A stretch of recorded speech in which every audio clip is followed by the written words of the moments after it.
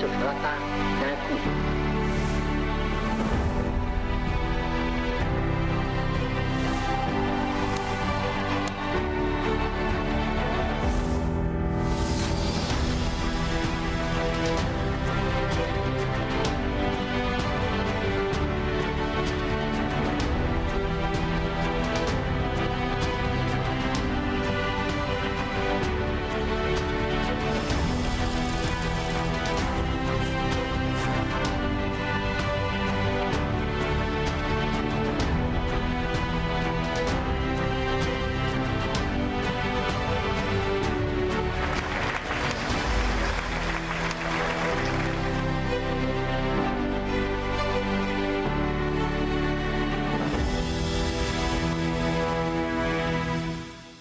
You know that special feeling when you finally see the bigger picture? When you look at something from a different angle and suddenly it all makes sense. When people from different backgrounds and cultures work together, sharing insights, looking for answers, posing new questions about the world we live in. Remarkable things happen at intersections. And the European University Institute in Florence is where you experience it. Pursue your PhD in economics, history, law, or political and social sciences. I decided to do my PhD at the EUI because it provides a unique structure of the PhD, where you can fully work on your own project. Our professors are eager to help you contribute in your own way to a better understanding of our ever-changing world. Our campus is located among the beautiful hills overlooking Florence. We offer a well-structured and fully funded PhD program with close supervision, advanced courses, and training opportunities. The UI makes a huge effort in bringing top professionals to come and give seminars to us. They also pay a lot of attention in making sure that they're matching with your supervisor. You will have access to our first-class research library and the historical archives of the European Union. To me, the role of archive is fundamental. As an early modern historian, but at UI you find one of the most important archives in Europe. You'll get plenty of opportunity to interact with visiting experts and leaders. I would say that the student life at the UI is very lively. I mean, there are many clubs for sports activities or acting or music. Experience a truly international environment in the company of over 1,000 scholars from 75 countries. You will make connections for life. Why would I recommend the EY to new researchers? Well, I think it is because in this place you come here with your own research topic. You come here on your own proposal, and I think that's really unique. And I think if you use it right, then you can really make it an unforgettable time.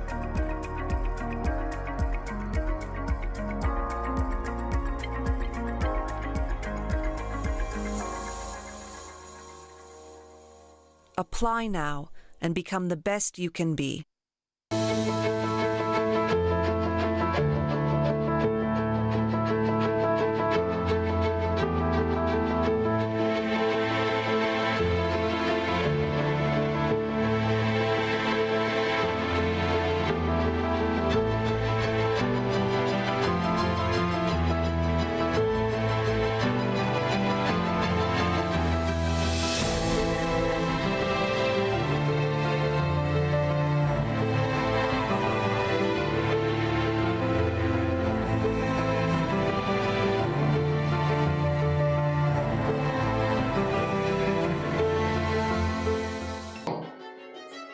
We turn to network science for answers. Our studies suggest that we can open the economy as long as we protect workers who for their jobs must travel far.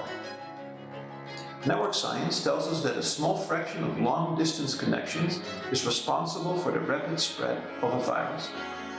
This is illustrated in the top two charts. Block these long-range connections and the virus will suddenly spread much more slowly. This is illustrated in the bottom two charts. Also, new flare-ups of the virus will remain local longer, allowing geographically confined interventions at the city or neighborhood level. This is illustrated in the bottom left chart, where the virus gradually and slowly grows outward from an initial outbreak. By contrast, in the top right chart, the virus is quickly everywhere. So what should a government do if it has limited medical resources, limited ability and willingness to impose on individual freedoms? We believe that it may wish to focus those limited resources heavily on long-range commuting, transport and delivery sectors. To open up the local economy, give people local breathing room, but prevent the transmission of the virus over long distances. Fortunately, because most face-to-face contact is naturally very close to home, the burden on the economy and society may remain limited.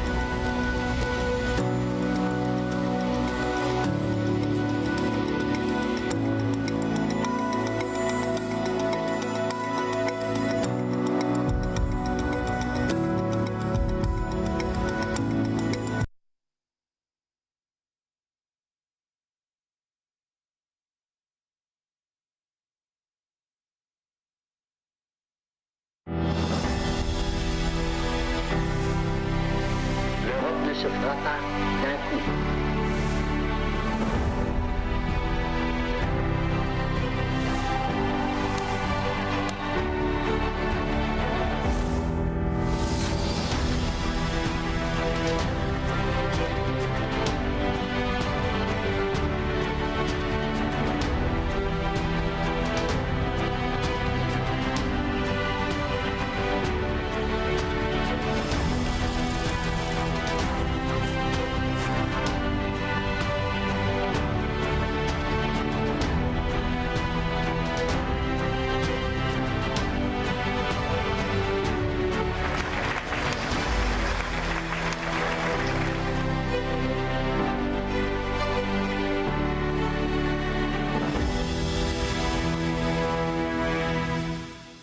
You know that special feeling when you finally see the bigger picture? When you look at something from a different angle and suddenly it all makes sense. When people from different backgrounds and cultures work together, sharing insights, looking for answers, posing new questions about the world we live in. Remarkable things happen at intersections. And the European University Institute in Florence is where you experience it. Pursue your PhD in economics, history, law, or political and social sciences. I decided to do my PhD at the EUI because it provides a unique structure of the PhD where you can fully work on your own project. Our professors are eager to help you contribute in your own way. to a better understanding of our ever-changing world. Our campus is located among the beautiful hills overlooking Florence. We offer a well-structured and fully funded PhD program with close supervision, advanced courses, and training opportunities. The UI makes a huge effort in bringing top professionals to come and give seminars to us. They also pay a lot of attention in making sure that they're matching with your supervisor. You will have access to our first-class research library and the historical archives of the European Union. To me, the role of archive is fundamental. As an early modern historian, but at UI you find one of the most important archives in Europe. You'll get plenty of opportunity to interact with visiting experts and leaders. I would say that the student life at the UI is very lively. I mean, there are many clubs for sports activities or acting or music.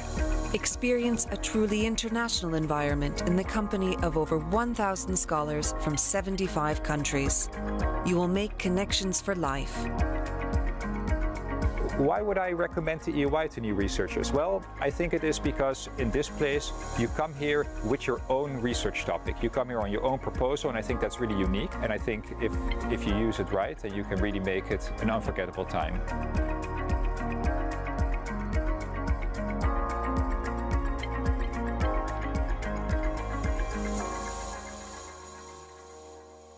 Apply now and become the best you can be.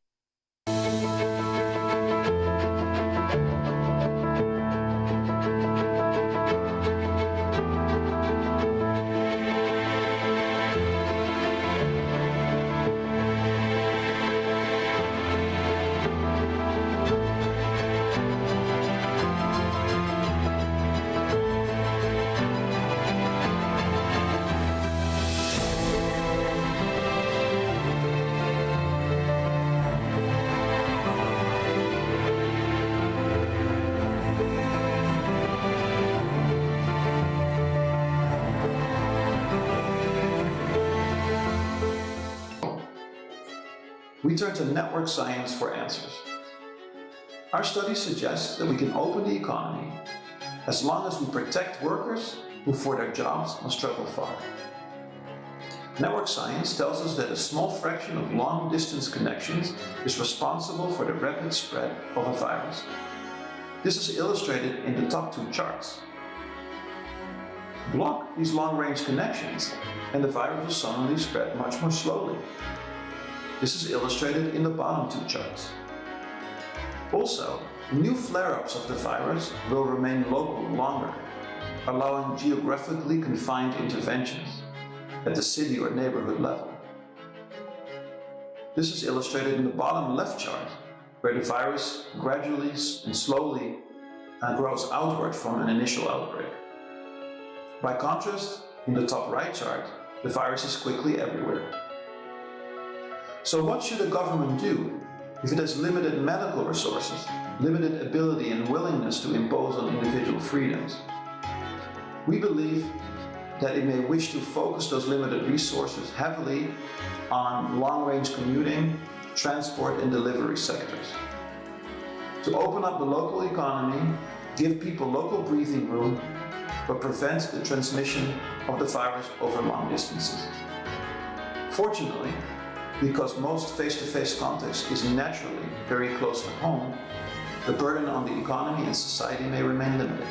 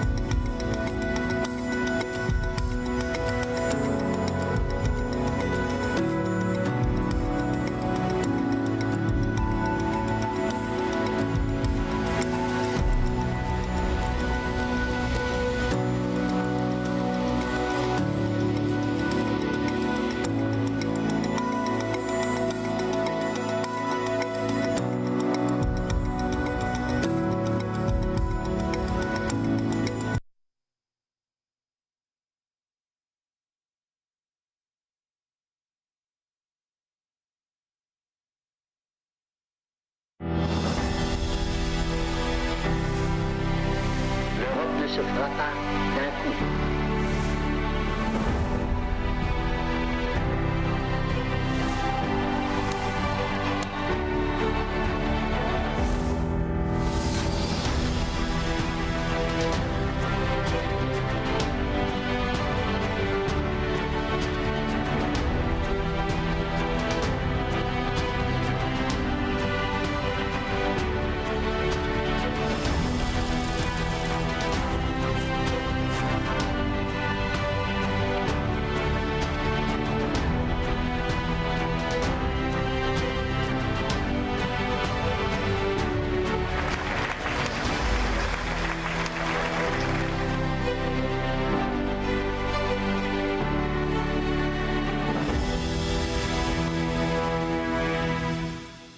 You know that special feeling when you finally see the bigger picture?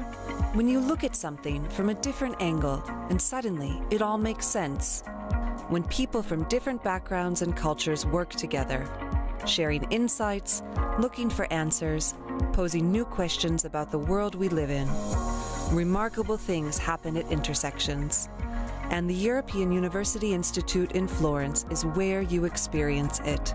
Pursue your PhD in economics, history, law, or political and social sciences. I decided to do my PhD at the EUI because it provides a unique structure of the PhD where you can fully work on your own project. Our professors are eager to help you contribute in your own way to a better understanding of our ever-changing world.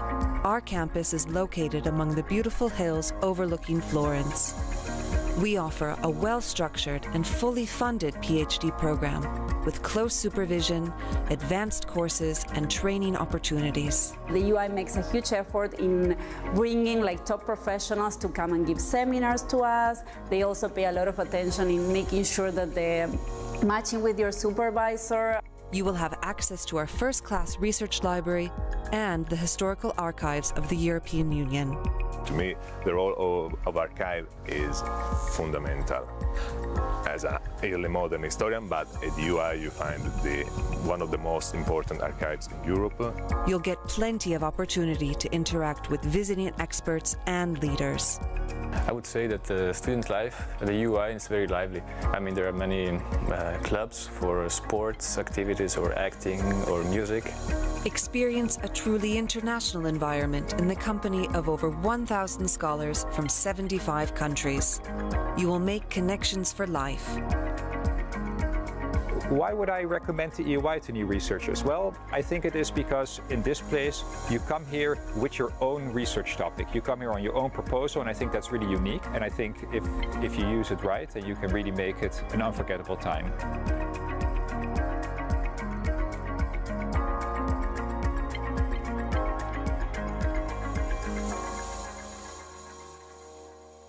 Apply now and become the best you can be.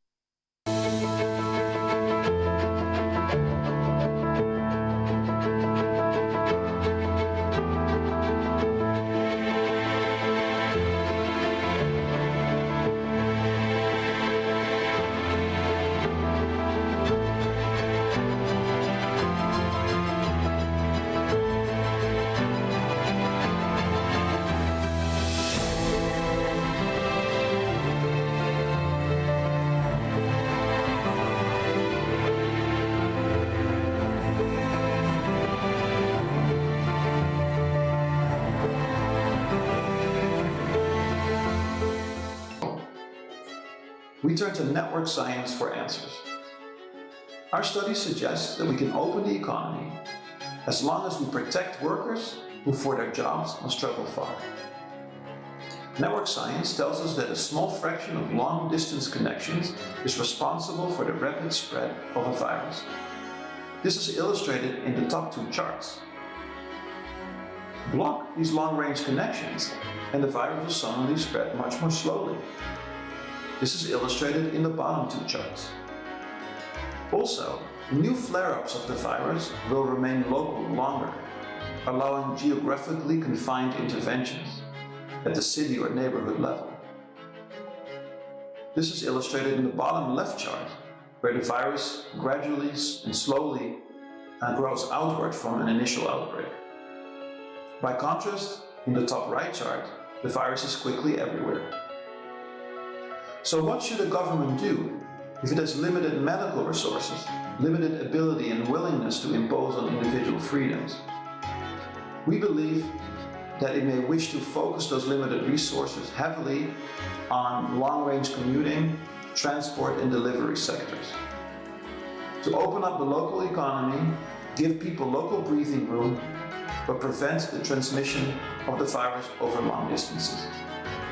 Fortunately, because most face-to-face contact is naturally very close to home, the burden on the economy and society may remain limited.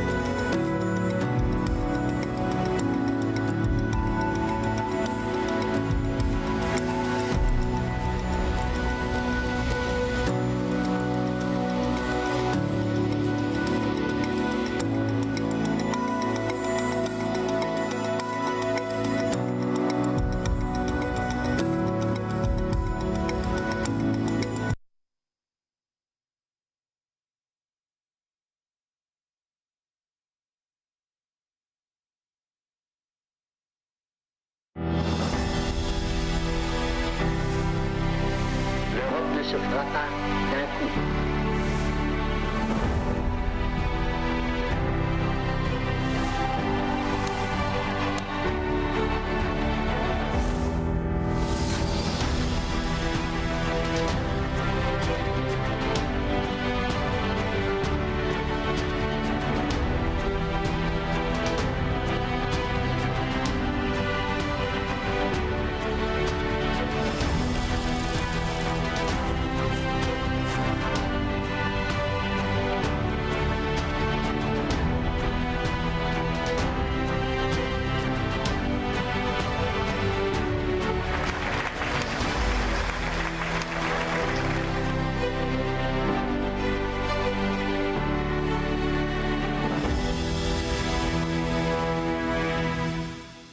You know that special feeling when you finally see the bigger picture?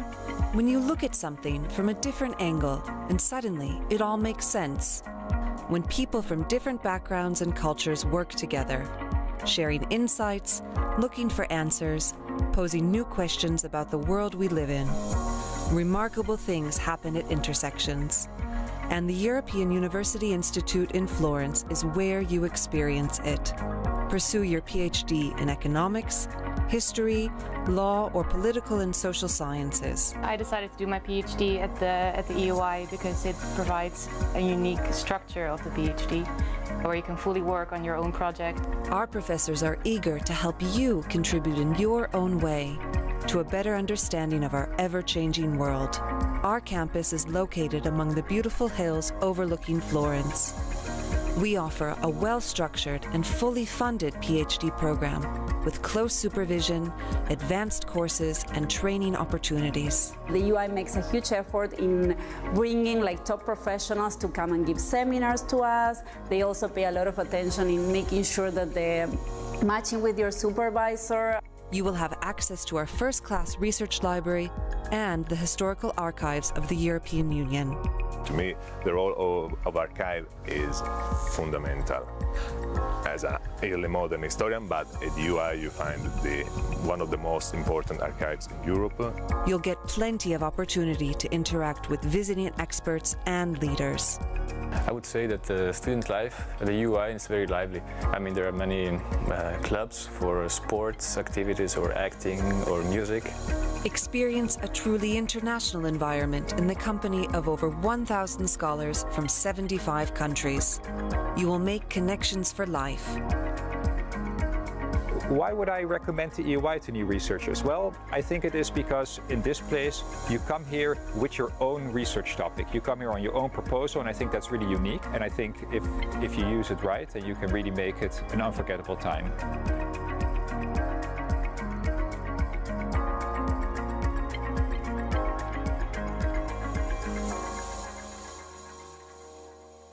Apply now and become the best you can be.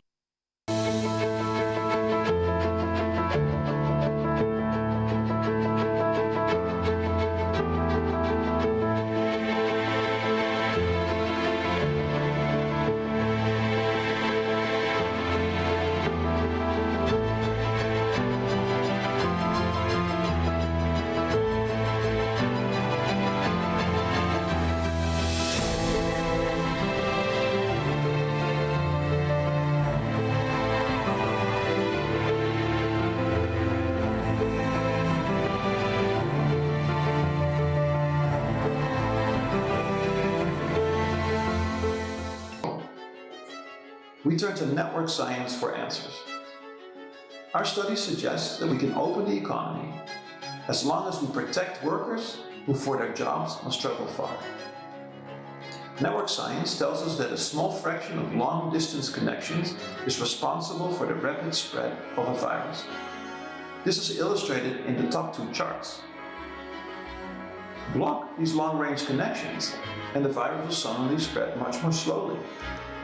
This is illustrated in the bottom two charts. Also, new flare-ups of the virus will remain local longer, allowing geographically confined interventions at the city or neighborhood level.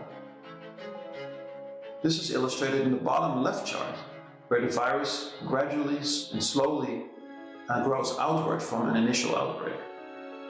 By contrast, in the top right chart, the virus is quickly everywhere. So what should a government do if it has limited medical resources, limited ability and willingness to impose on individual freedoms? We believe that it may wish to focus those limited resources heavily on long-range commuting, transport and delivery sectors. To open up the local economy, give people local breathing room, but prevent the transmission of the virus over long distances. Fortunately, because most face-to-face contact is naturally very close to home, the burden on the economy and society may remain limited.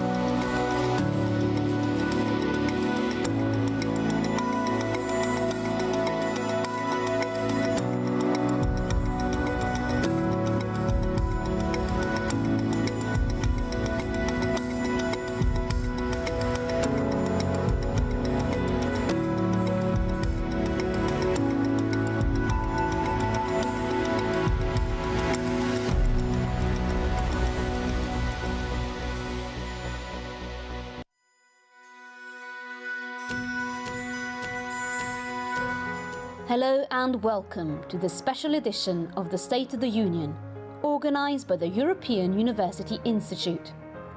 Thank you for joining the second session of this special online edition, Europe, Managing the COVID-19 Crisis. This session will focus on the economic policies for the aftermath. Participants in the virtual room can use the Q&A button to submit a query for the question and answer session. Use a hashtag #SAUCovid-19 on social media. Thank you and enjoy the session.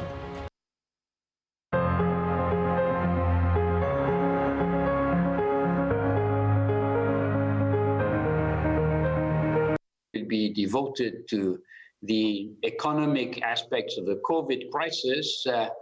And it is my great pleasure to welcome President Christine Lagarde, the President, needless to say, of the European Central Bank, who has very kindly accepted to join us for an intervention today. We are extremely grateful to her, given, let's say, the busy week that the bank has had, and I give her the floor without further ado. Well, thank you so much, President, and good afternoon to all of you online.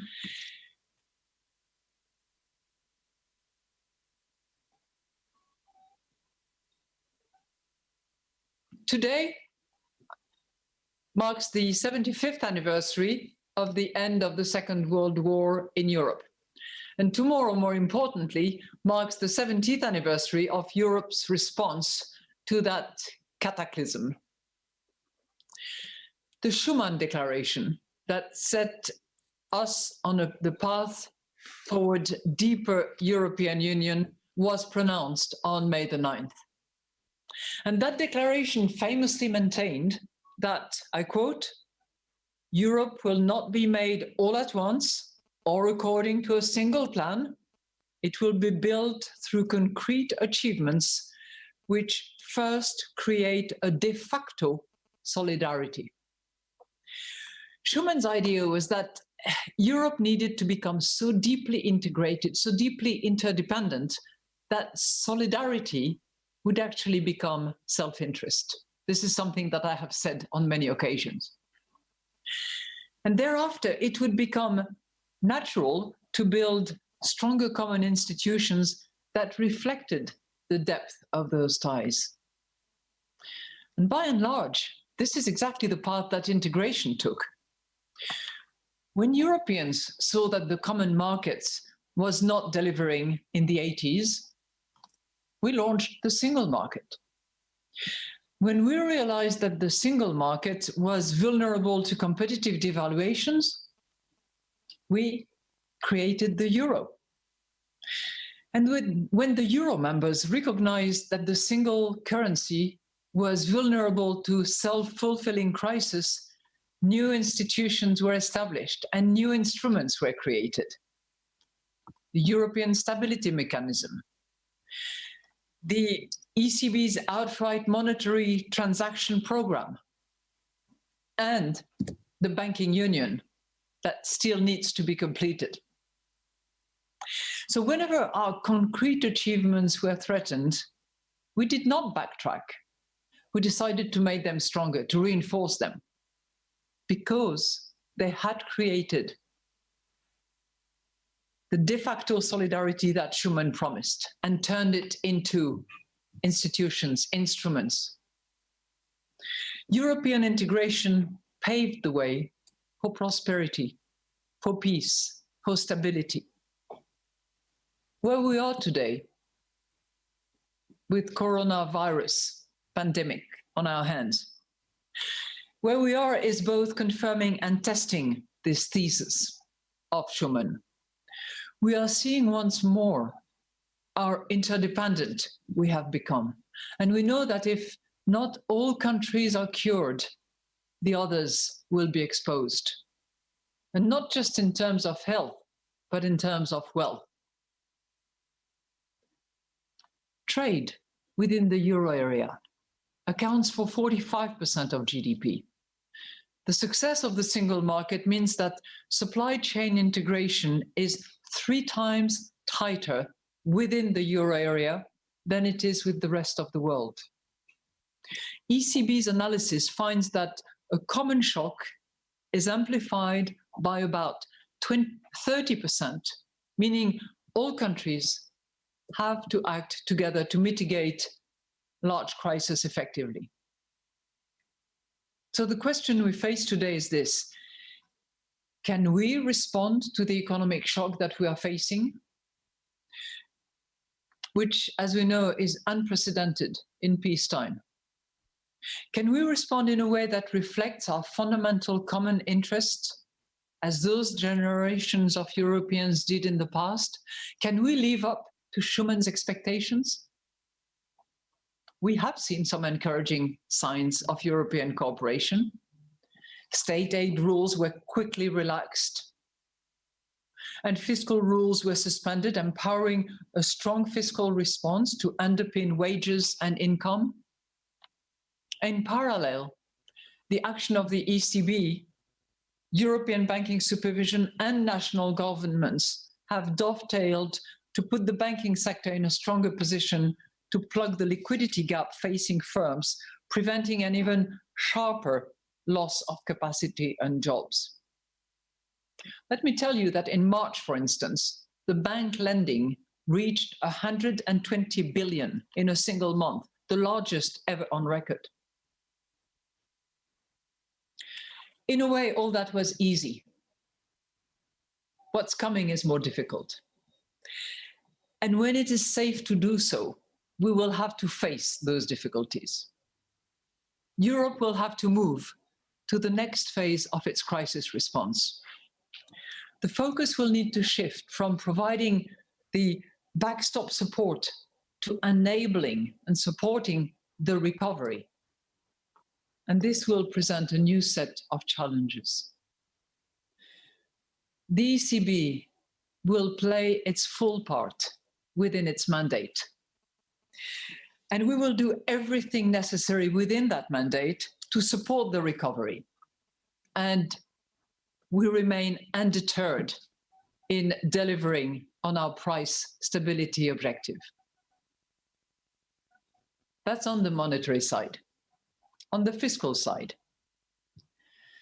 the measures adopted in the euro area have so far been quite diverse, ranging from committing 2% of GDP to 40% of GDP. And in about half the euro area countries, the bulk of the fiscal support relies actually on government guarantees. But the cost of the crisis continues to rise. And as we move forward, the form of fiscal support will likely change to respond to that evolution. Discretionary spending may increase. Automatic stabilizers will kick in further. And in more severe scenarios, the loan guarantees supporting firms will be called. The ECB estimates, and that's our medium scenario, a drop in GDP of around 8%. The additional government financing needs in the euro area this year, resulting from the recession and the required fiscal measures, may exceed 10% of euro area GDP. Now, that would put additional debt issuance due to the pandemic in the range of 1 to 1.5 trillion euros in 2020 alone. We need, as a union, to be prepared for this future. And since no one is to be blamed for this crisis, we must ensure then that there are no undue constraints on our policy responses. And of course, each country is different, and not all countries will have to respond in the same way. But each country needs to be able to respond as necessary. Otherwise, we risk widening asymmetries and exiting this crisis with even greater economic divergence. This underscores that a European common fiscal response is highly desirable. First, it will help bridge the gap for member states and counter the risk of divergence. And given what's looming on the horizon, that response needs to be swift, sizable, and symmetrical. Second, it will help guide us towards the Europe that we want. We have been given a chance to take a leap forward, to imagine our social contract, to reconsider Europe's strategic autonomy, and recognize the risk of not taking the environment seriously. These are all areas where acting together is in our common interest, and where common interest will actually serve self-interest. Let me just take one example outside the banking world. We have now experienced the consequences of a systemic ecological crisis. And we are also likely to face a period of weak private sector investment, as firms are going to have to repair their balance sheets. So it's very likely that public investment will have to fill in the gap. It makes sense to use this opening, where public and private money will have to come together, one triggering the other, one leveraging on the other, to actually accelerate the transition to a green economy and hit the climate targets that we have given to ourselves. The recovery presents also a second benefit and an opportunity, that of engaging citizens in the process of defining those common interests, of forging that social contract, of defining the areas where Europe must stand stronger together. In some, it may well be that now is our Schuman moment. We've received the baton of European integration. We have seen in the last few months incredible acts of solidarity. We should draw strength from what we have seen in and about and around in response to this pandemic. And we are being asked to act as those before us did, by strengthening Europe in response. And despite it all, I'm confident that we will live up to the challenge and that we will honor that historical responsibility and rise to the aspirations and the expectations of Schuman that we celebrate tomorrow. Thank you.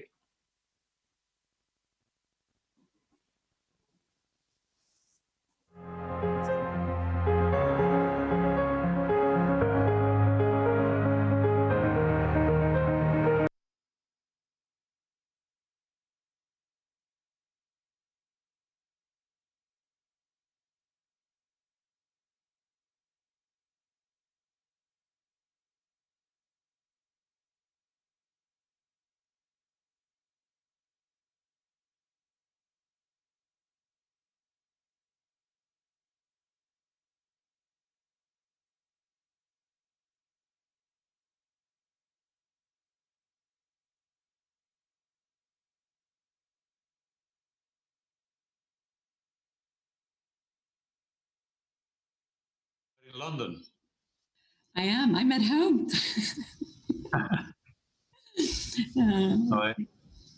I am in a desert, Berlaymont. Where you're at the commission? Yes. Yes. But the palace is desert, practically. Maybe 200 people. Yes.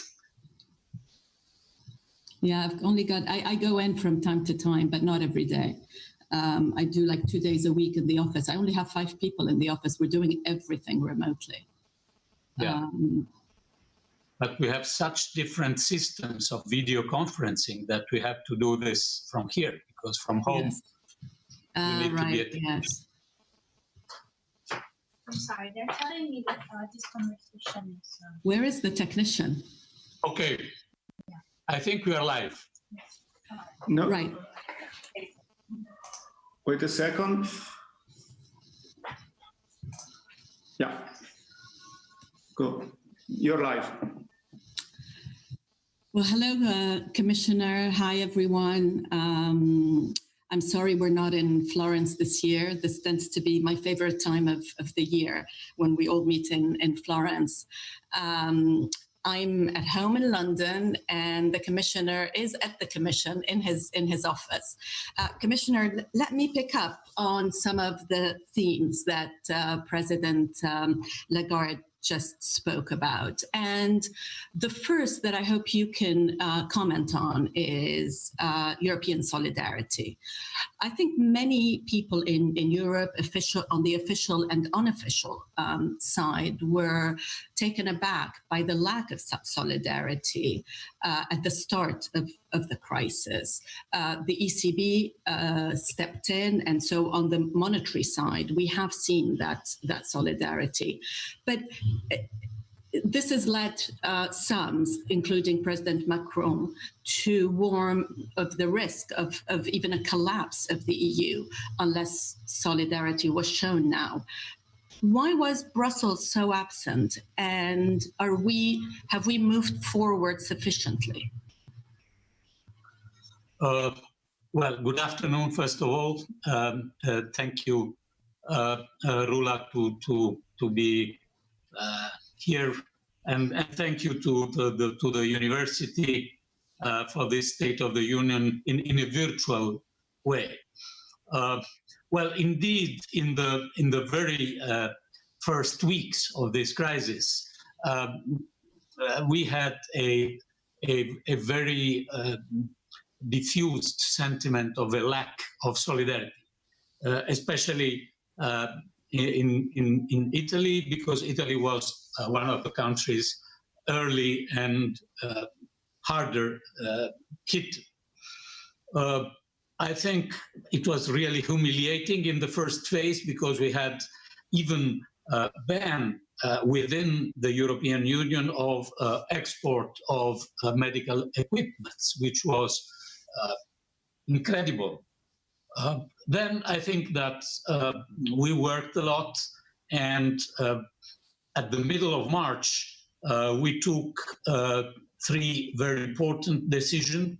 One was taken by the ECB, this pandemic purchase program, and 2 were taken by the Commission in suspending this our Stability and Growth Pact, and in delivering a temporary framework for our state aid procedures, because these 2 measures were extremely important and necessary to enable member states to deploy their means, their financial and fiscal means, to face the crisis. But obviously this was not enough. Something was decided 20 days ago, more or less 500 billion euros of in 3 different interventions that, by the way, in a couple of hours from now, we will finalize with the finance ministers of the Union in the Eurogroup.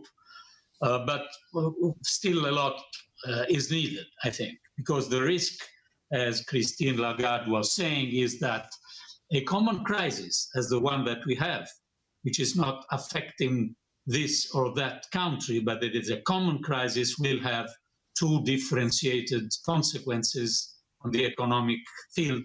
And this really could, as President Macron said, make under pressure all the European building. We were mentioning Schuman Declaration.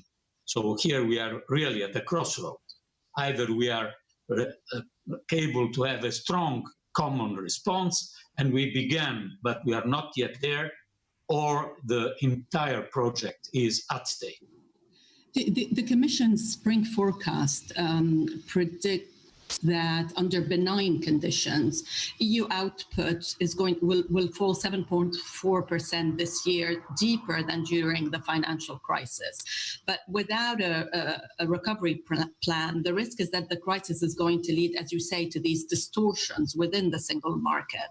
The forecast, for example, for Greece, Italy, and Spain is that they're on course for the steepest falls in GDP this year. And we're talking here about more than 9%. You are clearly concerned about this. But where are we in the discussions on the recovery fund? And what I hear that it's now called a recovery instrument rather than a recovery fund. Can you tell us more about that? Well, if we look to the positive side, I would say that in a relatively short time, because it's less than 2 months, in fact, that we are beginning to have a discussion on the response. We achieved something. I mentioned before the rules that were changed and the first package of measures. But more than this, I would say we had perhaps a cultural leap forward because the principle of a possible common fiscal response was, in a certain sense, accepted. And as you know, this is rather unprecedented because normally in the European Union, the message is, yes, we have a common monetary policy, but we don't have a common fiscal policy. We have only a common fiscal surveillance, which is different from putting tools on the table.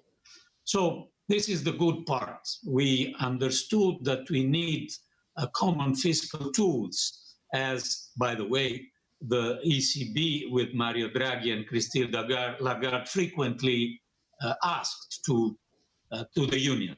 Now the problem is that the discussion on this recovery plan and the funding of the recovery plan is not an easy one, because we have 10 years of experience of different visions behind us. I think that the three words that Christine was using, quick, sizable, and symmetric, are the key words. And I assure you that we are working on this round the clock. Are you optimistic that you're going to achieve something that will allow this recovery to be more of a common project? Well, something for sure. What we need is not only something, I think. It is something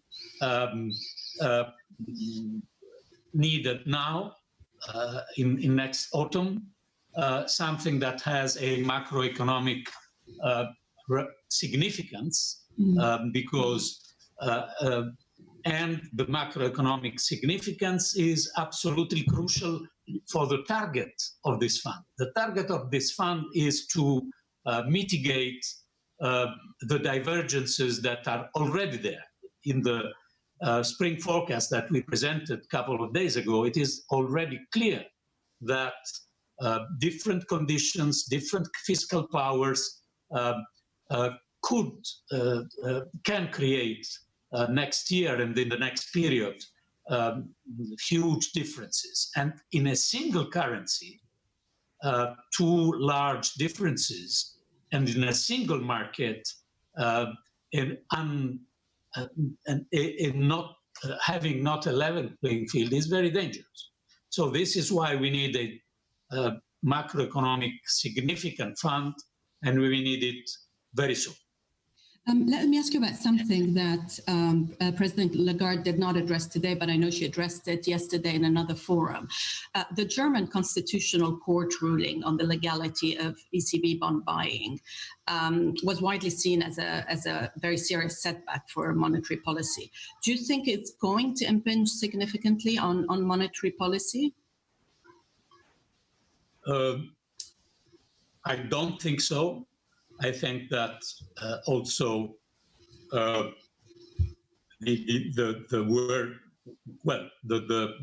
president of the ECB remembered us that their commitment in the near future, will be an undeterred commitment.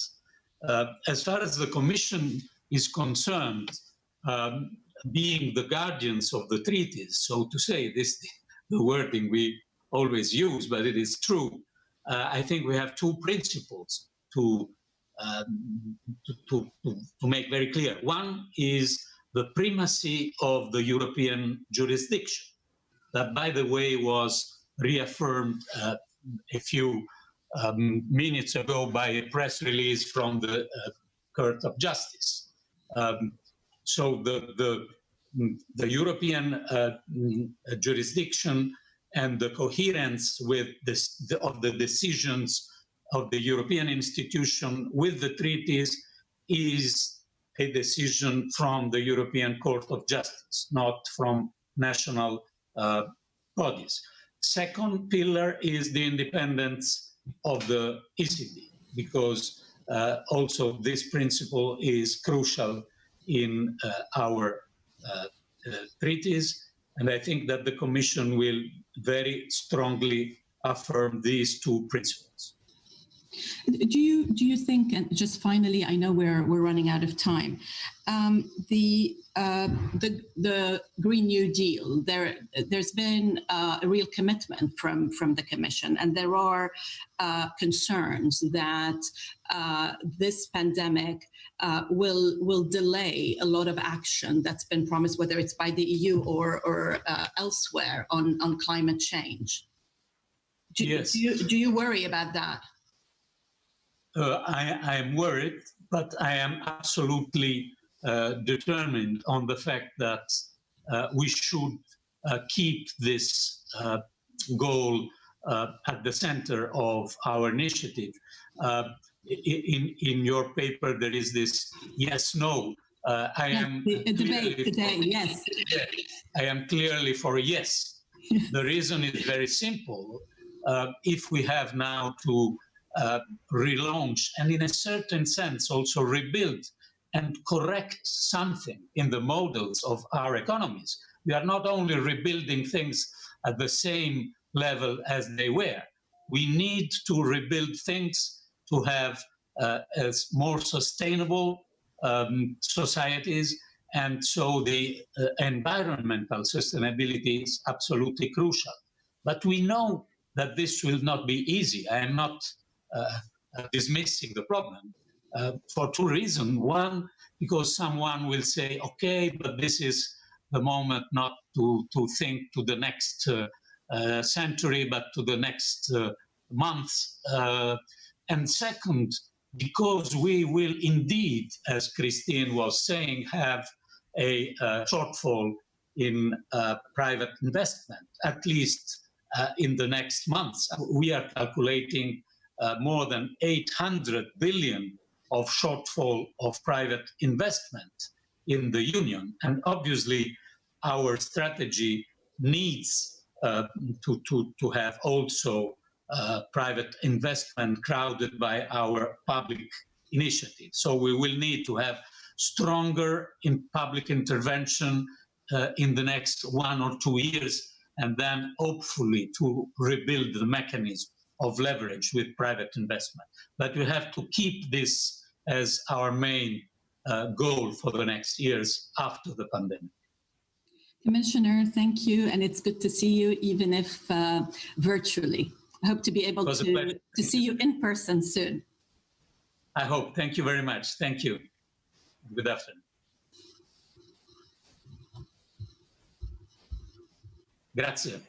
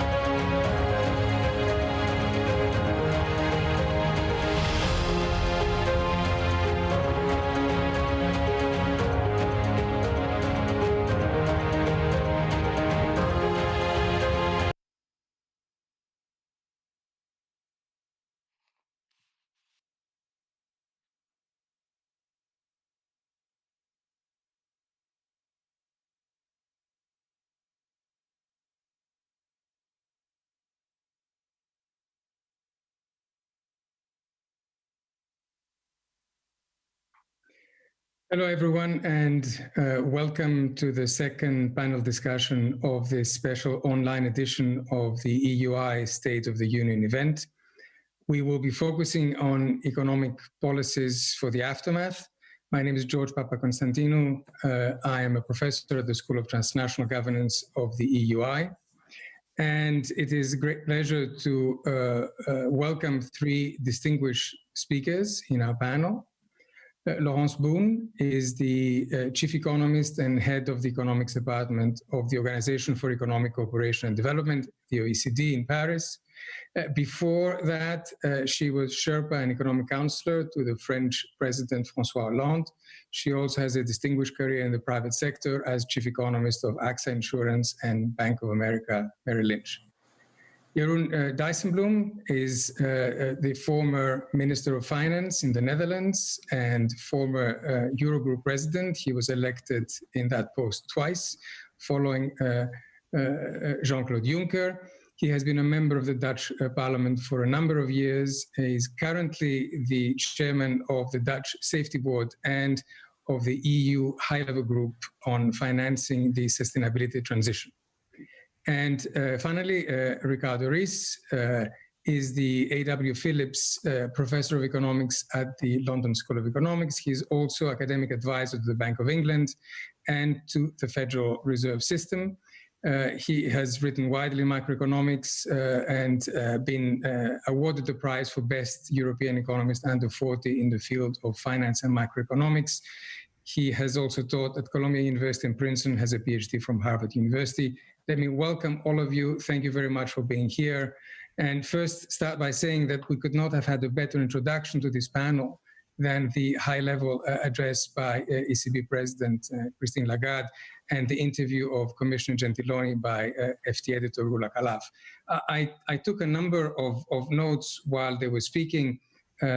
Christine Lagarde quoting the Schuman Declaration and talking about de facto solidarity, cautioning that supply chains in Europe are 3 times as tight as they are outside Europe, talking about a fundamental common interest, repeating that the ECB remains undeterred in pursuing its mandate, talking, of course, about the falling GDP of almost 8% and a fiscal effort that will be almost 10%, therefore the need for what this will mean in terms of a necessary fiscal response, which should be, which is, as she said, highly desirable, swift, sizable, and symmetrical. And Commissioner Gentiloni talking very interestingly about the fact that the principle of a common fiscal response is now accepted as a big step forward compared with where we were certainly 3 months ago or in the previous crisis. So this is, I think, is a very good setup for our panel discussion. I would like to structure it around 3 sets of questions. So first, where are we? What is the economic situation? What are the prospects? What kind of economy will we have the day after? Second, what has been the policy response in European countries? What have they been doing? Is it enough? And third, of course, the European response, which is what both Christine Lagarde and Commissioner Gentiloni focused on. So let me start on the first set of questions. And if I may start from Laurence Boone. We've all seen the Commission forecasts for 2020. I think it's striking how the scenario of a 7.6% comes after the previous forecast that projected an increase of 1.4%. So the difference between an increase of 1.4 and a decline of 7.6 is enormous. And in addition, of course, to that, we have no European country that seems to be able to register positive growth this year. Plus, we have the uncertainties that relate to the pandemic itself and therefore hit the economy. So against this background, could we hear from you on the OECD's work on the characteristics of the crash we're witnessing and the factors that will determine the depth, the size of the crisis? Yes, thanks. And morning, afternoon, everybody. It's a pleasure to be here. So thanks a lot, George, for the invitation in this very distinguished panel. There are a few, I think I would like to start by saying how unusual and extraordinary these circumstances are First, because it's a shock that affects all the countries around the world. Usually you have either emerging markets or advanced economies. It's in the financial sector or it's somewhere else. And this time it's a health crisis, an economic one, and potentially at least there's a lot of financial turbulences. And looking ahead, as long as we don't have a treatment or a vaccine, it's very likely that we remain in a very difficult period. And it does look like there's no existing treatment, so we have to develop one. So we have to set up ourselves in an environment where there is a health risk that is prevalent for the months to come. And this obviously has huge implications for the economic outlook. We've seen in the first phase to address healthcare equipment shortage, and because this virus is so uncertain, economies going into confinement for 6 weeks, 2 months. It was quite uneven across country, but lockdown was everywhere. Now, most countries are entering what we can call a phase 2, where there is a gradual reopening of some activities, but not all activities. So that means two things. First, we should get out of this bottom of economic activity, but it will take an enormous amount of time before we are able to renew with something which looked like the economic activity we had before COVID. Because some sectors will remain shut down, and you can think about travel, tourism, but also accommodation, restaurants, because the pandemic will be present in various countries, so borders will have to remain closed. And also because consumer confidence, and this is something that the previous speakers highlighted, is likely to remain very low. If you look at China, for example, consumption has not resumed at all to what it was like before. There's no consumption of durable goods. People continue to order online. So it's a profound and prolonged change. And just one last point, two actually. One is there's been an enormous government response, and we can describe it later, go into this later on. But the second thing I would like to highlight is it's maybe at the first stage appear as a symmetric shock, but in the way that it's materializing, it is not a symmetric shock. First, the virus affected various European countries at different points in times and with different strengths in time. It obviously depended on how well prepared countries were for a pandemic, but not only. We can say there was a share bit of luck in how countries were affected. And second, the confinement reaction to the virus outbreak also was different across countries. We have the example of Sweden with limited confinement, and we have the example of Italy on the other side of the scale with very strict confinement. And that sets an economic stage which is different across country. And we'll get into this when we talk about policy, but let's say that the shock is actually at the moment widening the divergence that existed across European economies even before we had the virus outbreak. Thank you. Before I turn to Jeroen Dijsselbloem, those of you that want to ask, those of you that actually have registered and want to ask a question can do so by using the Q&A button top right at your computer. One of our Max Weber colleagues at fellows at the EUI, Sebastian Diesner, will be collecting them, feeding them to me as the discussion goes on. So let me turn to Jeroen. You were president during the Eurozone sovereign debt crisis. How different does this crisis feel compared in terms of nature, size, how it hits countries compared to that one? Oh, very different. I think one of the striking differences is the speed in which everything has happened. Within a period of some weeks, the whole economy has taken such a huge shock. And as Laurent said, it's everywhere, not just in some countries or starting in some countries. Of course, the banking crisis and later on the sovereign debt crisis was spread out, unfortunately, over a very long period of time.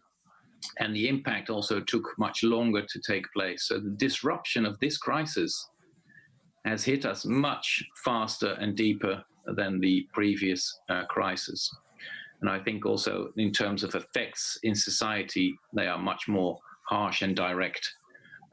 Luckily, governments are now acting much quicker, also in providing support, a much more offensive approach than was taken at the last crisis. We'll have a chance to come back to the policy responses in a moment. Before we do that, Ricardo, some people are talking about a V-shaped recovery. So a large drop this year and a rebound next year. Some are talking about a U-shaped recovery, where it takes longer to rebound. Some of a W-shaped recovery, where you have a double dip recession. You have talked about an ABC recovery. So I wanted to ask you to explain that, and also tell us in what shape is a frozen economy when it becomes unfrozen? Is it a different kind of animal? Right. To start with, I think it's important to understand, and I think Laurence has also mentioned that forecasts are very hard right now. In many ways, I like the language that Philip Lane used at the ECB a few days ago in the blog when he said we should really be talking about scenarios now. When we don't have good health forecasts, which are crucial here, meaning we're discussing even just what the peak of this virus is or not, and where it was reached now or in 2 weeks or 3 weeks. But if you look at the different epidemiological models for 6 or 12 months ahead, the range of uncertainty is tremendous. And so without that input, it becomes very difficult to make economic forecasts. Having said that, you noted what will it be the, at least the appearance of GDP over time. And what do I mean by this ABC? I think it's clear now, the data is already showing it, that we're gonna have a dramatic contraction of output for a few months. We hope not much more. But then once we reopen, and reopening is already happening in some regions in Europe, for sure we're gonna have a rebound. So we're gonna have what seems like a V to start with. For sure, when we tell people you can get back to work, you can go back to consume, you can go back to spend, for sure there's gonna be a lot of recovery right away. Having said that, I also am extremely confident that that recovery will not be immediate. So we'll have the economy goes from a big A to a low B and then recovers to a C, but that C will for sure not be as high as the initial A was. How long then will it take to recover that? That is a hard question. I think some productive capacity for sure will have been lost during this freezing time. There will be some high uncertainty, and as a result, it will take some time to recovery, that is, for us to go from the point C to the A.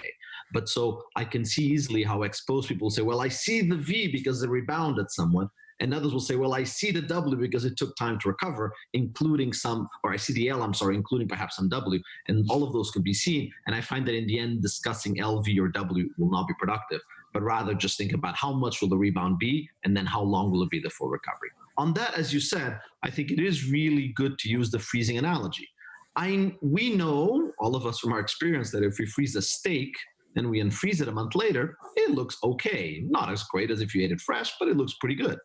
If you freeze a grape and you unfreeze it a month later or a week later, it looks terrible. It looks mushy and destroyed.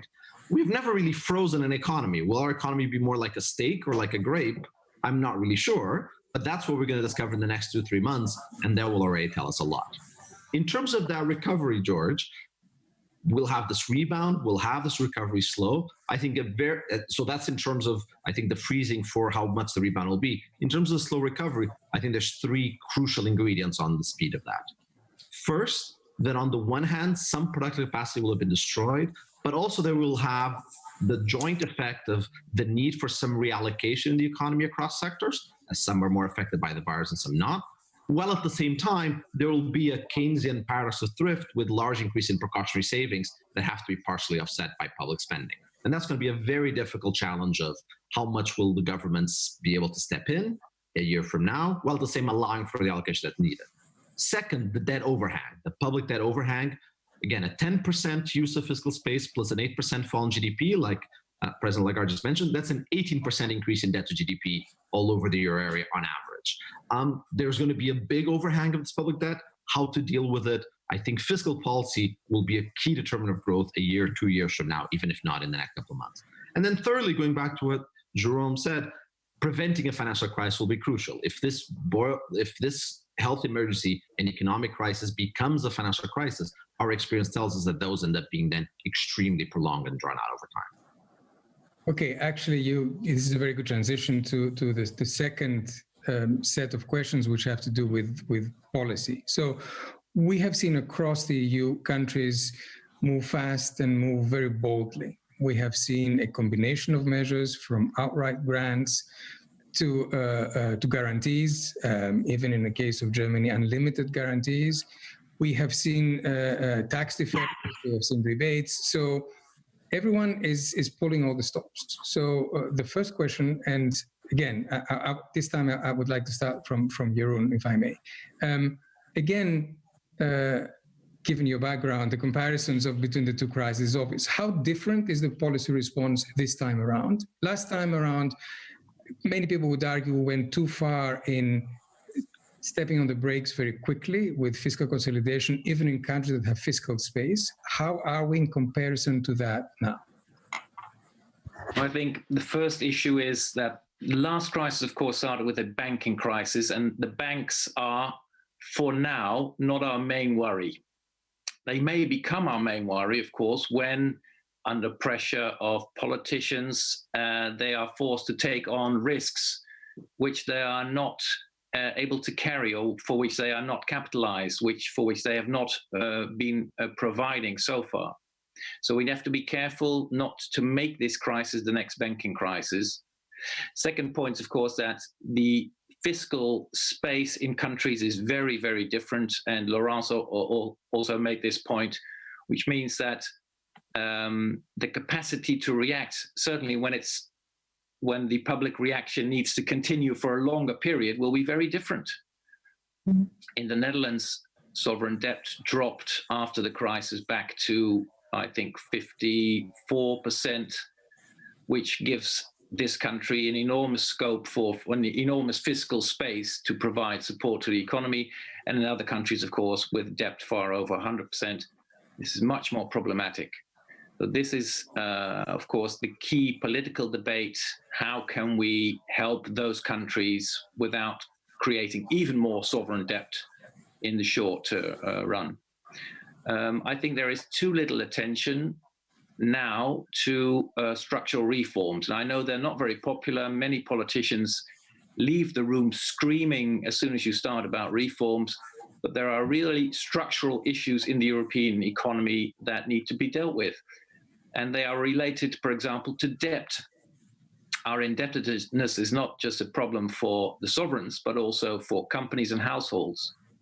And how can we stimulate investments? How can we help companies without creating more debt there? So I think discussing the capital markets in Europe and really giving a push to the capital markets union, again, we've tried it before, would be really helpful now if you want to address some of the structural issues in how we design our economy, how we finance our economy.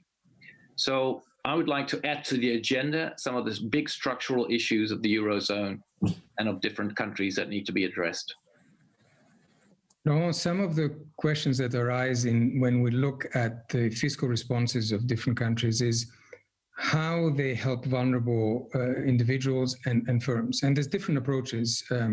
So there is this debate between protecting jobs or protecting people. So do you subsidize someone to stay in a job, or do you allow, in the more American way, so unemployment to happen and then send cash checks to people? So what is the more advisable strategy when it comes to helping people, helping the economy stay alive to the extent possible without creating mass unemployment? And in the same sense, how can we avoid a further increase in inequalities, which you mentioned also before in your initial statement, is something that seems to be on the cards? So I think these are part of together with what Jeroen was alluding to, the heart of the issues that lie now and ahead of us. In the initial phase of the crisis of this pandemic, the support has been very broad-based across people and across countries. So you had, and in Europe, quite differently from the US, a lot of this short-term unemployment scheme where people stay in job and the state basically subsidizes their wages, as you know.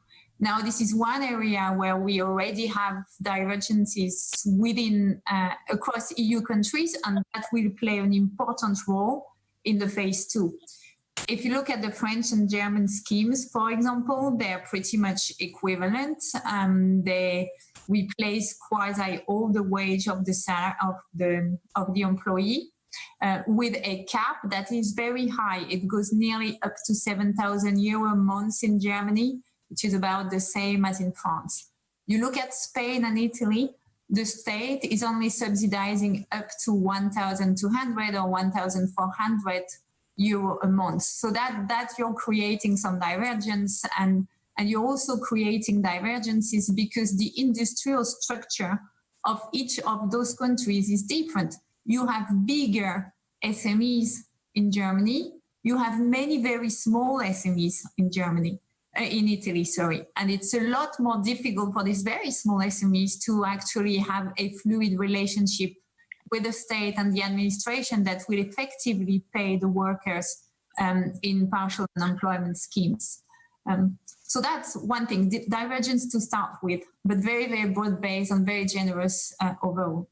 Now we're entering a period, and Ricardo alluding to that earlier on, where we will have to transition from broad-based support to a widely frozen economy to much better targeted support, where we will have a different speed economy. Like if you take the digital sector, it's likely to thrive. The agricultural sector has labor shortages because we stopped welcoming migrants to help pick fruits and vegetables. At the same time, restaurants will have an excess of workers because they're going to stay closed for a long time, or big museums, for example. So governments now face the difficult task of continuing to provide some income support to people to avoid, a collapse in income, which would have implication for consumption and investment, but also reallocate some of the resources in the labor force who will not be working for months into those sectors who need workers. And they are health, they are agriculture, they are hygiene, sanitary things. So we will have to retarget and refocus some of the support. And I think that's where Jeroen was alluding to structural reforms. At this juncture, you probably want to allow more flexibility in the labor market so that people on short-term unemployment scheme are, for example, in the museum sector, are allowed to go and work in the health sector if they have the capacity, or for administrative tasks, or in the agricultural sector, and accumulate the income from this other sector with the reduced income from the short-term working schemes. That's an example. What I'm trying to say is we will need a lot of flexibility so that people can transition from a position where they're secured by the state to somewhere where they start a new working life somewhere else. The last thing we want to create is obviously people stuck in job without future, or employment without future, as you say, or who become massively unemployed. And I guess we can talk about it later, but that also raises the issues of the support to firms going from liquidity and firms running into solvency issue, and what do we do with their debt, with their equities. And I think that's also something Jeroen was alluding to, but I don't want to take too much of the space. Actually, this is a question to pursue, and let me ask Ricardo here. Governments are giving guarantees to firms at the moment. Christine Lagarde made the point that at some point these guarantees will fall. So there are real questions here. Which firms do we benefit? Which firms do we not? How do we do it? Do we give grants? Do we take positions in equity? Do we do mass nationalization of critical industries?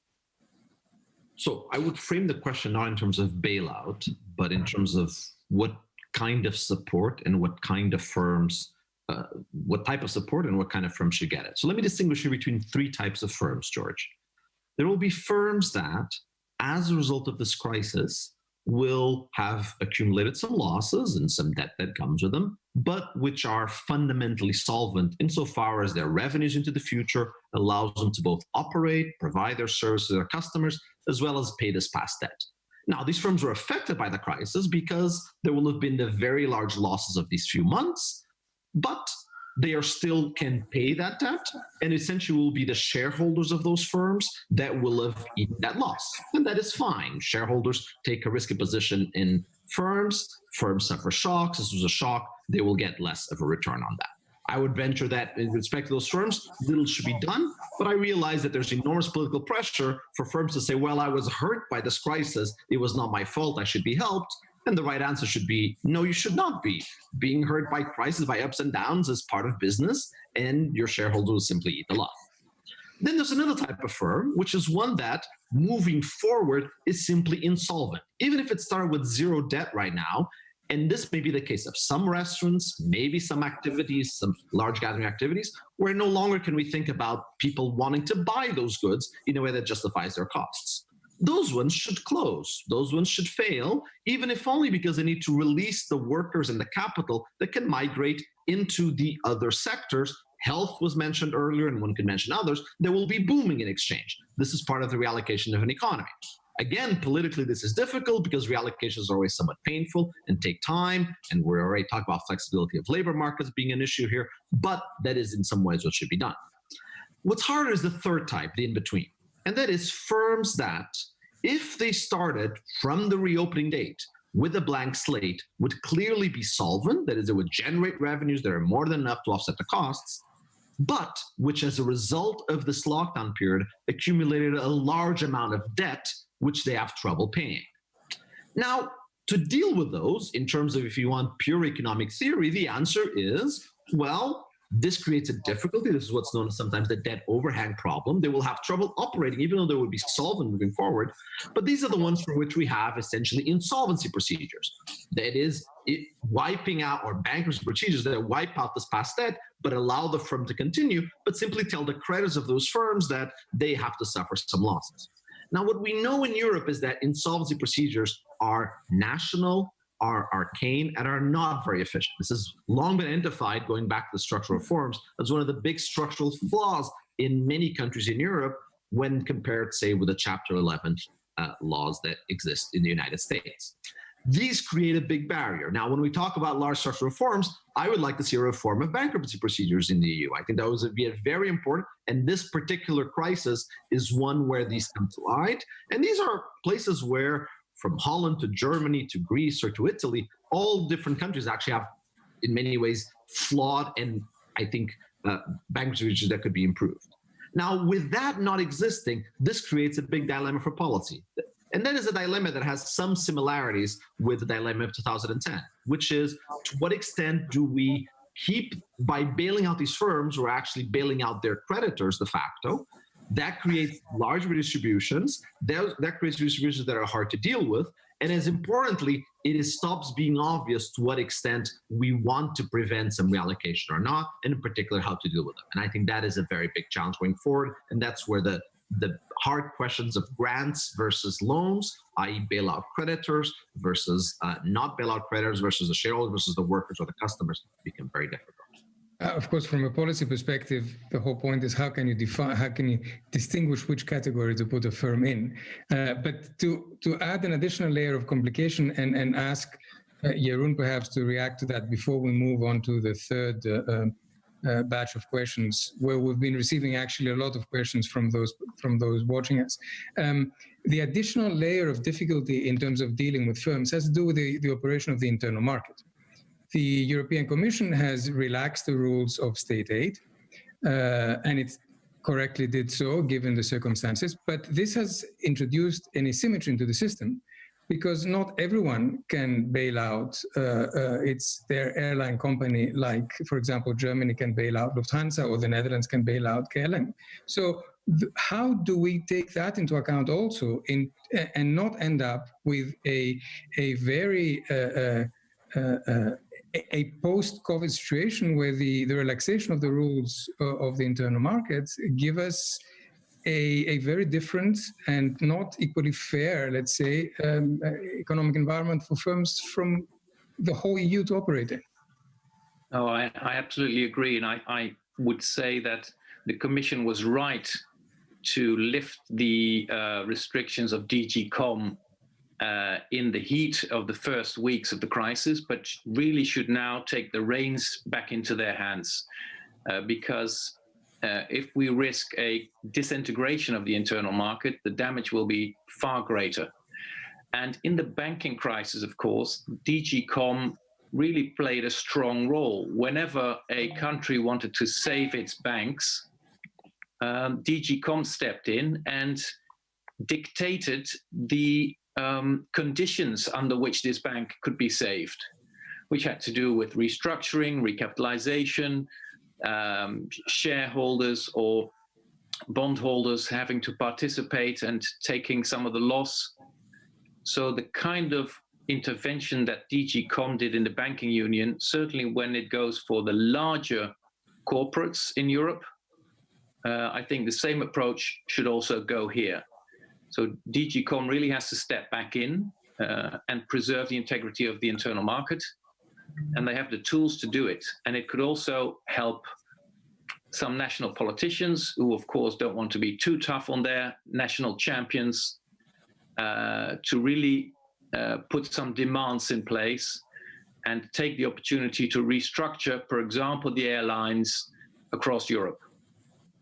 Okay, now let's move to the third set of questions relating to the EU response. We have seen and just described a very robust national fiscal response. At the EU level, we have seen a very activist ECB. I think it is striking how the ECB within 2 months did what the ECB back 10 years ago took 2 years to do. We have seen the Commission with the SURE instrument and with the emergency support, but we have not yet seen a common EU fiscal response, such as the one that both Christine Lagarde and Paolo Gentiloni discussed. So before we discuss the common fiscal response, let me start this round from Ricardo and ask him to comment on the ECB response, compared also to other central banks, such as the Bank of England or the US Fed, in terms of swiftness, size, appropriateness, and a question that has come and which was asked also in the interview with Paolo Gentiloni, the potential impact of the decision of the German Constitutional Council on that operation. If one looks at the ECB's response to this crisis so far, it looks in many ways appropriate, as well as similar in magnitude, in ambition, and in appropriateness as the response that we saw from, say, the Bank of England, the Bank of Canada, or the Federal Reserve System. The ECB has acted swiftly, as it should, to preserve financial stability. It has acted swiftly in defense of the inflation target, and especially it has acted swiftly in defense of the euro and the European Monetary Union by trying to prevent a fragmentation of financial markets and the propagation of the crisis through that. So in many ways, I think it has been an appropriate response, focused as it should be on, as was stated by both President Lagarde and especially by Philippe Lane and the Guindos, as a attempt to keep market stability. Now, there was one limitation that the ECB has. I wouldn't blame it on the ECB, but it's a feature of the institutional architecture, which is part of preserving a euro area, part of preserving and defending the euro requires, and some that we understood even before, and certainly was emphasized 10 years ago, requires some euro-wide safe asset of some form. Because a currency and a monetary union relies not just on a currency, but also on a safe asset behind it. Now, here we've seen the Fed being extremely aggressive in defending the use of the dollars through its swap lines, and extremely aggressive in defending the treasury market through an enormous number of measures. The ECB doesn't have that safe asset to defend to start with. And I think we already saw a retrenchment of the use of the euro internationally post-2010. I think this will establish it the same. The euro cannot be an international currency that's dominant without having a safe asset behind it. Discussions are yet again on what kind of safe asset it is, from the more ambitious but I think potentially appropriate creation of a European bond backed by EU revenues, to the more modest of all, these European safe bonds or sovereign bank-backed securities that require almost no fiscal union, but I think that will be important in some ways. But that is why I think the main distinction is that there isn't a safe asset here to support it. On the German Constitutional Court, now there's always these legal issues. I think many have noted, and was already noted before by Commissioner Gentiloni, the primacy of the European Court of Justice. I won't comment on those, not being a legal expert, but it does seem somewhat clear, let's say, to me. At the same time, I think the ECB should not take a, let's say, macho attitude of saying, well, we should not answer questions. I mean, if the Financial Times asks a question, the ECB answers questions. And likewise, explaining its actions, explaining what it does, explaining, if so, to the Bundesbank to then transmit its answers seems to be an appropriate action for an independent, but especially a transparent and accountable one. On the decision itself, there's two issues that I would like to highlight in the economic sense. First, the statement of the proportionality principle when it comes to economic consequences is somewhat inevitably contrary to what an independent central bank is. And so I was very surprised to see a German constitutional court raise it. Of course, that ECB monetary policies have a footprint on other domains. A fiscal footprint, an economic footprint, if you want, consequences widely understood. That is inevitable. At the same time, the understanding of independence and why independent central bank was created was to say, well, you will prioritize your mandate, defending the euro, inflation targeting and control, over this footprint. The ECB's act, in that sense, therefore, an independence is nothing but a mandate to say, do not act proportionally, or better, act proportionally only insofar as you prioritize clearly inflation control, and only if inflation control is in no way compromised, do you then consider other economic goals. The ECB has clearly done this. For the German Constitutional Court to say, well, no, maybe you should have traded off inflation control for the economic consequences is precisely the opposite of what its independence was. And so that, for me, was a very difficult argument to understand from a pure economic argument. Moving forward, I think how these things are potentially, let's say, clarified. The ECB has a mandate. It has a target of 5% inflation in the medium run. It will be engaging in the illegitimate monetary financing or economic policy if it pursues policies that, one, clearly lead to a deviation from that mandate, and having deviated from that mandate clearly, either through objectives or through very likely outcomes, then is shown to have an economic impact that either is asymmetric and redistributory across the different European regions, or that clearly aims to relax budget constraints of fiscal authorities and therefore engage in monetary financing. I think that's the way the discussion has to proceed. And on that discussion, it is very hard to see how the measure of the ECB over the last few years have done that. The target has clearly been, of inflation has clearly been what has driven policy. The fact that we have been close to target has shown that it's so. If anything, we have been below target, showing that we should have had monetary accommodation. And so insofar as it's kept through its primary, we never get to the second point, which is, has it had economic impacts? Of course it has. But given the primacy of its decision on the inflation target, I think the ECB is in the clear of the accusations that have been made to its policy. Laurence, picking up on the points made by Ricardo, two questions. The first one is a more general one, but I think it's important to put it out there, which is, given that central banks at the moment, their policy works much less through interest rates and much more through other unconventional measures, can we talk about a strict separation between monetary and fiscal policy in the traditional way, or not anymore? And then moving on to the fiscal space, questions that have come in, there's a lot of questions relating to what would be a EU common fiscal response. And for example, which measures would make the EU fiscal response swift, sizable, and symmetrical, like Christine Lagarde said? Thanks. All easy questions, obviously. And let me put things again into context. And I think Ricardo gave some of this in that we're in a situation where the bulk of the common response to the euro area is actually coming from the ECB. The European Union has done a lot, and we can distinguish two things. One is it has done a lot in terms of lifting the rules, and it has done some effort in terms of extra lending to some countries. If I start from the last one, it's the SURE program for unemployment. It's what the EIB will be able to produce, and it's all along the line of providing some loans, which is good because for some countries, these loans will be at a lower rate than what they actually finance themselves on the market. But both in size it's small, and it's adding to the debt level. So it's not helping to resolve the divergence issue we mentioned. Along the first line on the rules, and I think I agree with you, and it was right to leave the state rule at the beginning. It was right to leave the budget rules at the beginning, but it is now starting to conduce to distortion in the way that countries can actually support their economies. So the only actors that actually is correcting the divergence that's being created across the euro area has been the ECB. And it has been the ECB, I think, in a proportional way so far, but with the judgments you were alluding. And on this, I would like to say something. We've weakened the rule, and it's appropriate, but challenging the European Court of Justice when the rules have been weakened, I think is creating a lot of issue looking forward.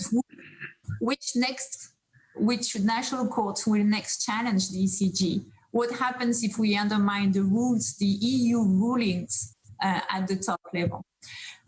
So having said that, what we need really is instruments that can actually foster convergence. And it's not the role of the ECB. The ECB is about inflation. That's what you were saying. And I think it's very true that at this stage, we've brought rates down very much, and the asset purchase both, I mean, in some cases help with financial stability, but are the bulk of the impulse. And we think the return on monetary policy are weakening. In times of uncertainty, there is so much that you can do to stimulate investment and credit. So now the burden, and this is something that we've been discussing for a few years, is on the European Commission. It is on the European governments, which is why this recovery fund is so important. I think there are three key points about this. The first one is what for. So before we start, arguing on how we do it, it's the what for, and it has to be for the recovery in a which recreates the level playing field across Europe, and that means that it has to help the recovery by allowing equity injections when they take place within the root of the EU, by allowing consolidating some firms, or helping restructuring, helping reallocation of people and capital. But it really has to be for that, for the risk construction out of the pandemic. And the shock has been huge. The response, which will be needed, will also be important.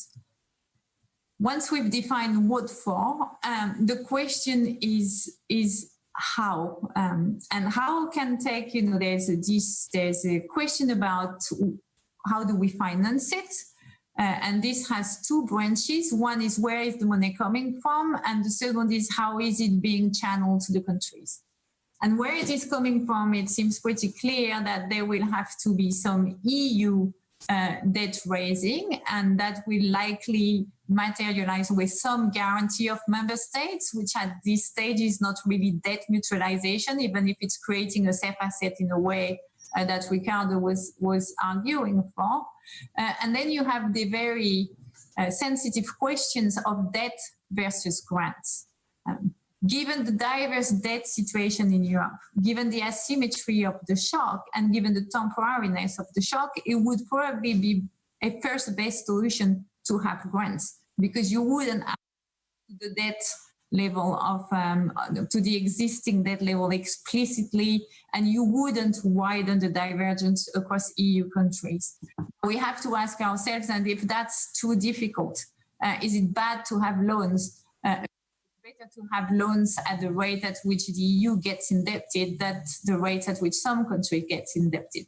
But clearly it would probably be a second best solution. But as Jörn was reminding all of us at the beginning, Europe is about compromise. And if we should strive for the first best solution, then sometimes we have to land at least at the 1.5 best solution. So let's push this discussion a little bit further and talk also about the politics of the economics, because both are important. And Jeroen, let me turn to you.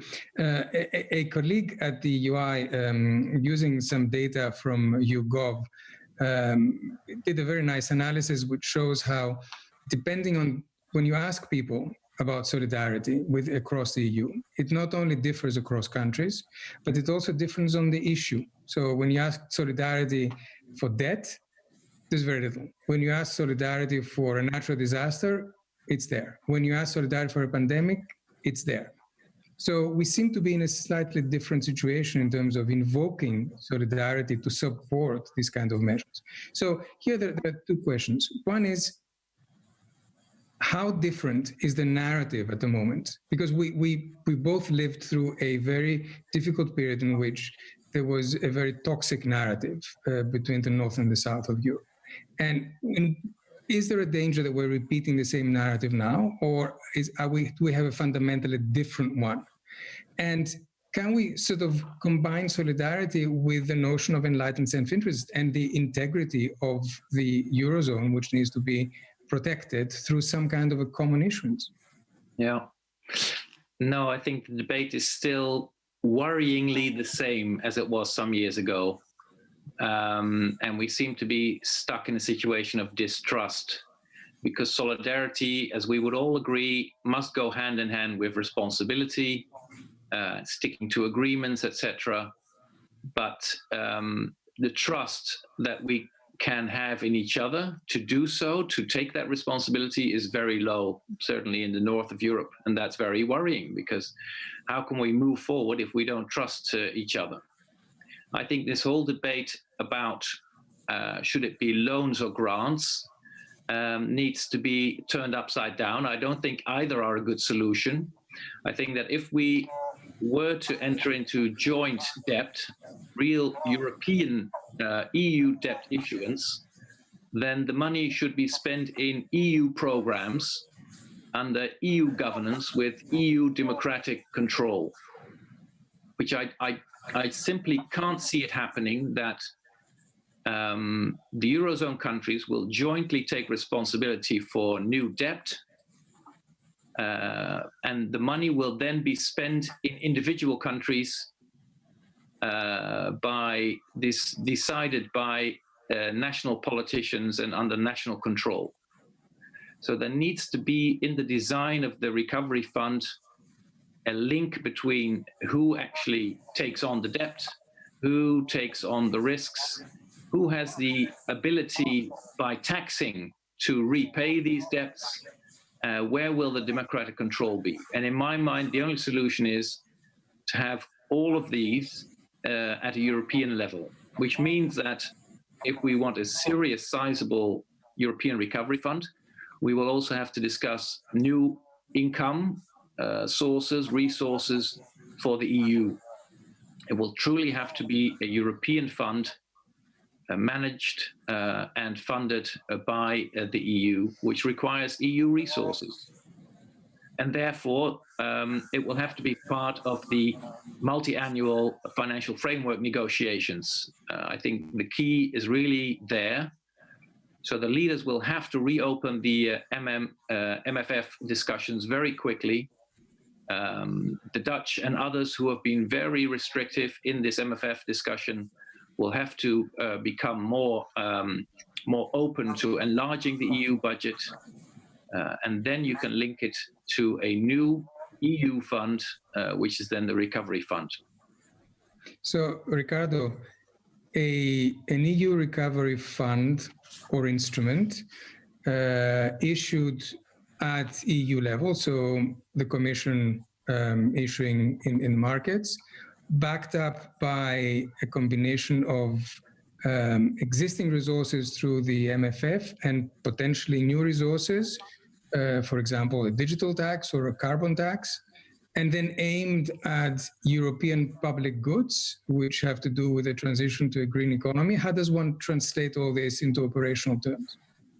Well, I'm actually in great agreement with Jordan here. I think this has been, in many ways, what is missed. And I find that the discussion on Eurobonds has very often been polluted precisely by the desire not to have this clarity.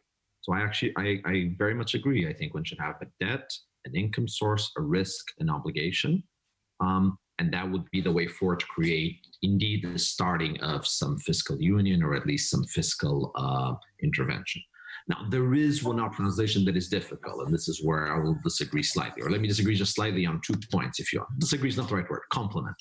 The first one is, this program will necessarily be small. And so as a result, when it comes to the creation of, say, a large safe asset or a deep capital market in Europe based on it, I don't think it can ever be very large. I mean, the best proposals that we've seen on this talk about income revenues of 30, 40 billion. People are saying, well, given if we make this perpetuities, maybe this could be as much as 1 trillion.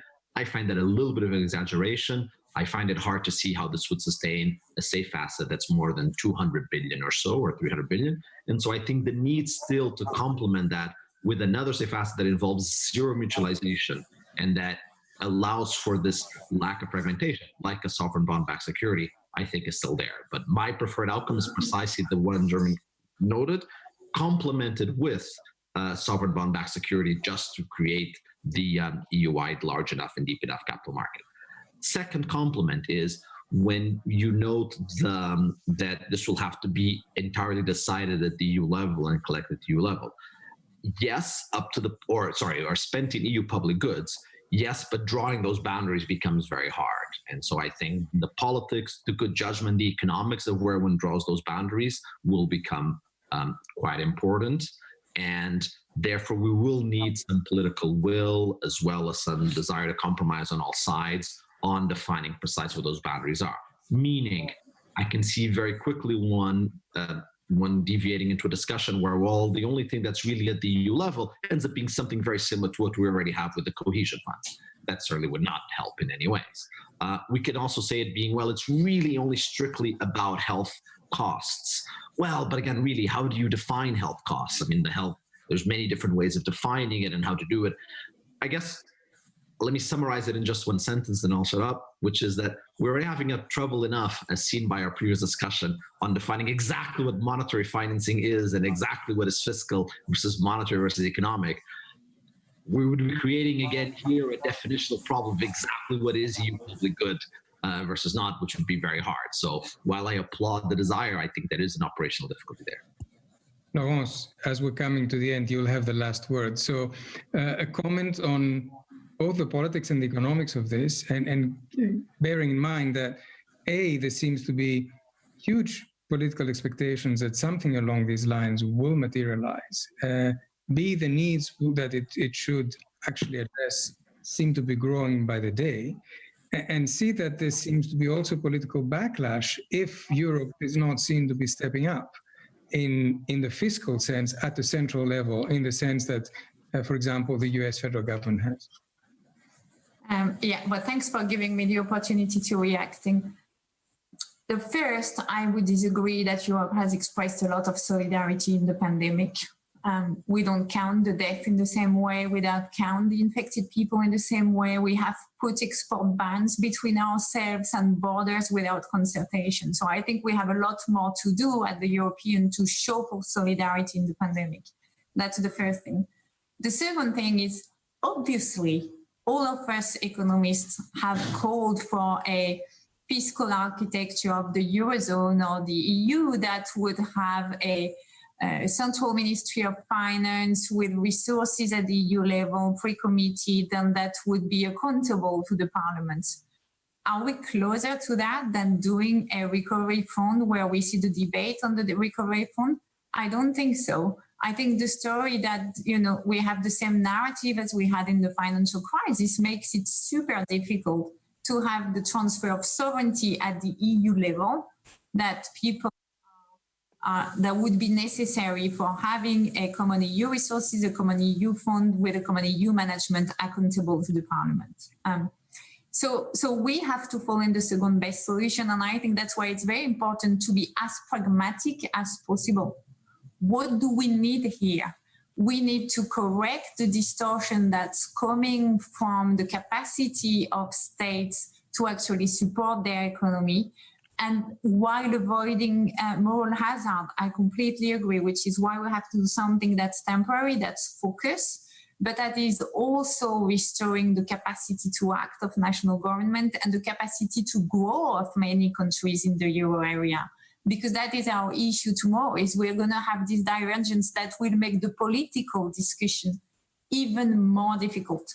I think, the political way that people, that countries have depends very much on the economic way that they have. And at the moment, if we want to balance discussion at the EU level, we must level the playing field for the economies. And that's the most important stuff. And that's what the recovery fund should be about. It should be temporary, it should be targeted, but it should level the playing field in Europe.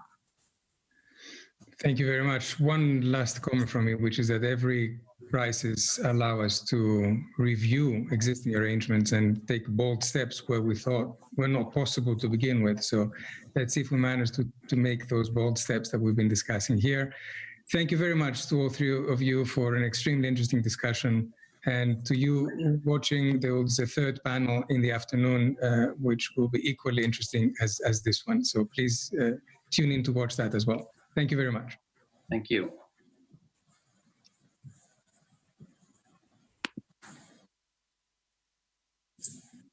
Bye. Nice seeing you. Thank you. Take care. You too. Stay safe.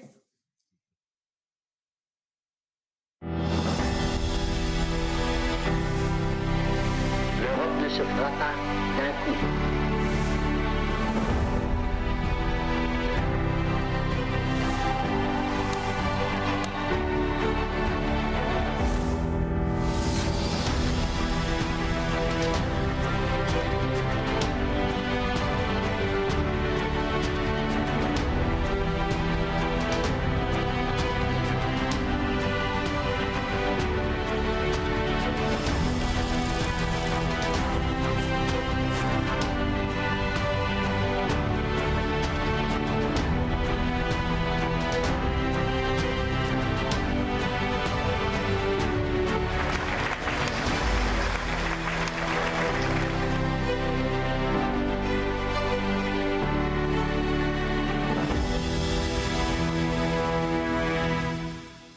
You know that special feeling when you finally see the bigger picture?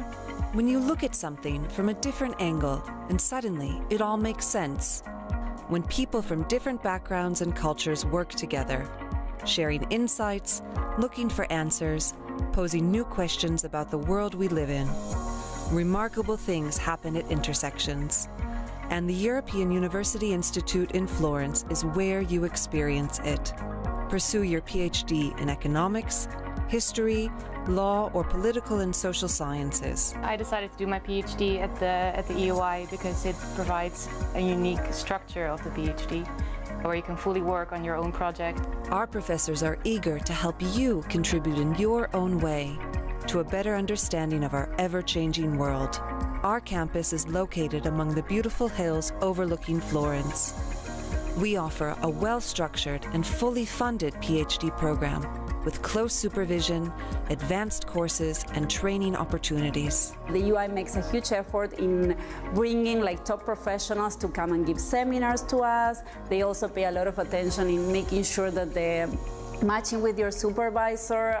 You will have access to our first-class research library and the historical archives of the European Union. To me, the role of archive is fundamental. As an early modern historian, but at UI you find one of the most important archives in Europe. You'll get plenty of opportunity to interact with visiting experts and leaders. I would say that the student life at the UI is very lively.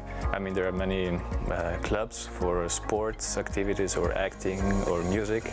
Experience a truly international environment in the company of over 1,000 scholars from 75 countries. You will make connections for life. Why would I recommend the EY to new researchers? Well, I think it is because in this place, you come here with your own research topic. You come here on your own proposal, and I think that's really unique. And I think if you use it right, then you can really make it an unforgettable time.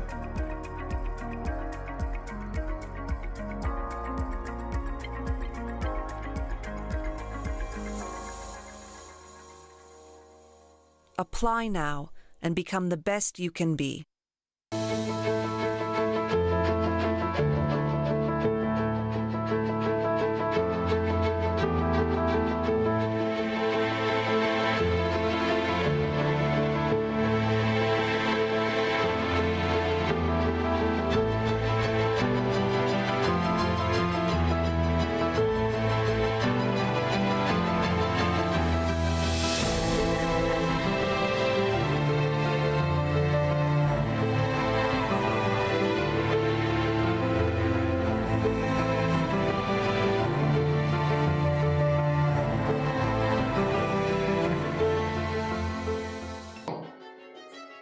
we turn to network science for answers. Our study suggests that we can open the economy as long as we protect workers who for their jobs must travel far. Network science tells us that a small fraction of long-distance connections is responsible for the rapid spread of a virus.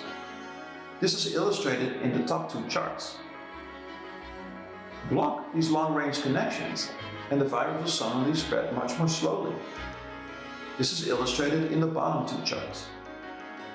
Also, new flare-ups of the virus will remain local longer, allowing geographically confined interventions at the city or neighborhood level.